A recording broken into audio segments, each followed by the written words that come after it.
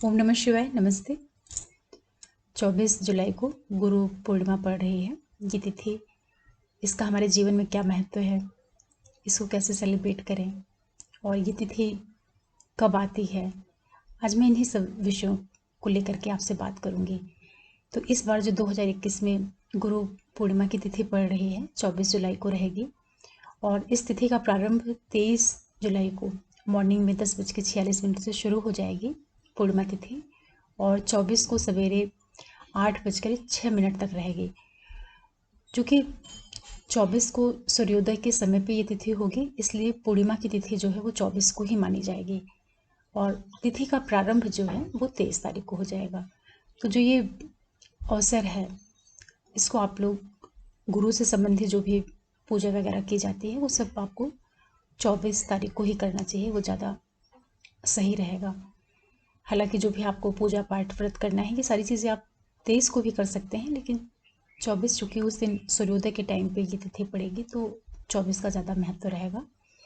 और गुरु पूर्णिमा जो होती है ये हमेशा आषाढ़ महीने की जो पूर्णमासी आती है उसी दिन इस तिथि को गुरु पूर्णिमा के रूप में मनाया जाता है। तो इसके पीछे मान्यता क्या है कि जो महाभारत काल का जो टाइम पीरियड था, वहाँ पर जो वेद व्यास जी थे उनका ये जन्म तिथि भी है और उन्होंने ही महाभारत की रचना की थी, वेद व्यास जी ने। तो इसीलिए गुरु पूर्णिमा के दिन बहुत सी जगहों पे व्यास पूजा की जाती है। कहने का मतलब ये है कि जो हमारे धार्मिक ग्रंथ वगैरह रहते हैं उनकी आप पूजा कर सकते हैं। जो भी आपके गुरु हैं, जिनको आप अपना गुरु मानते हैं, जिससे आपने दीक्षा ली हुई हो, या कोई भी व्यक्ति आपका गुरु हो सकता है जिसको आप अपने जीवन में बहुत ऊंचा स्थान देते हैं, जिससे आपने कुछ लर्निंग की हुई हो, वो सारे लोग आपके गुरु ही कहे जाएंगे। तो क्या कह लीजिए कि सभी जितने भी बड़े लोग हैं जिनको आप रिस्पेक्ट देते हैं वो सारे आपके गुरु हैं। प्रकृति से भी सीख सकते हैं तो वो भी एक तरह से आपका गुरु ही है। तो इस बार ये 24 जुलाई को पड़ेगी। ये एक ऐसी तिथि होती है जो कि आषाढ़ महीने में है और वह बहुत ही महत्वपूर्ण ये तिथि होती है, क्योंकि इसका जो एक एस्ट्रोलॉजिकल रीज़न होता है वो ये है कि पूर्णमासी के दिन सूर्य और चंद्रमा बिल्कुल आमने सामने होते हैं। आमने सामने का मतलब ये है कि जो हमारे 9 प्लैनेट्स रहते हैं ब्रह्मांड में, जो अपनी गति करते रहते हैं, तो वहाँ पर सूर्य के ठीक सामने चंद्रमा रहता है और ये दोनों आमने सामने होने की वजह से चंद्रमा के ऊपर सूर्य की पूरी दृष्टि पड़ती है और चंद्रमा बहुत मजबूत स्थिति में होता है पूर्णमासी के दिन। तो इस दिन का भी बहुत ज़्यादा महत्व है, क्योंकि चंद्रमा हमारा मन होता है और मन से ही सारी चीज़ें संचालित होती हैं। तो जब किसी व्यक्ति का मन बहुत मजबूत होगा तो वो स्वाभाविक है कि अपने जीवन के हर क्षेत्र में काफ़ी अच्छा कर ले जाएगा। और सूर्य उसको डायरेक्ट देखते हैं तो चंद्रमा बहुत स्ट्रांग स्थिति में होता है, मजबूत होता है। इसीलिए गुरु पूर्णिमा का इतना ज़्यादा महत्व है। और वैसे भी आप लोगों ने देखा होगा कि जिन भी लोगों का जन्म पूर्णिमा के दिन होता है, बड़े खुश स्वभाव के होते हैं, बड़े हंसमुख स्वभाव के और बहुत ही पॉजिटिव उनकी सोच रहती है। अधिकांशतः देखा जाता है कि उनका जो माइंडसेट होता है बहुत पॉजिटिव होता है, बड़े मस्त स्वभाव के और बहुत खुश रहने वाली उनकी प्रवृत्ति होती है। मैंने बहुत से ऐसी कुंडलियाँ देखी हैं जहाँ पे पूर्णमासी का जन्म है तो लोग बड़े खुश स्वभाव के हैं, तो एक अच्छा संकेत होता है।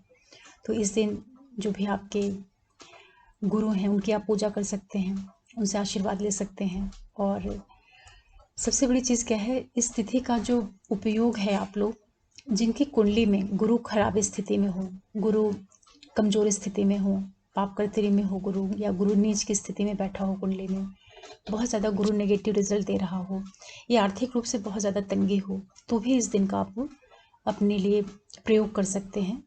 तो जो भी आप पूजा पाठ करते हैं वैसे ही आप गुरु पूर्णिमा की तिथि को सेलिब्रेट करिए। लेकिन ये ज़रूर है कि आप व्रत भी रख सकते हैं। अगर आप व्रत रखेंगे तो अगर आपके चंद्रमा में किसी भी तरह की कमी होगी या त्रुटि होगी, कमज़ोर आपका चंद्रमा होगा, तो उसमें भी एक मजबूती आएगी। और साथ ही साथ आप विष्णु जी की भी पूजा करिएगा, क्योंकि विष्णु ही जो है एक तरह से जगत गुरु हैं और इनका जो मंत्र होता है ओम नमो भगवते वासुदेवाय नमः, इसकी आप कम से कम 108 बार जरूर इसका जप कर लीजिएगा।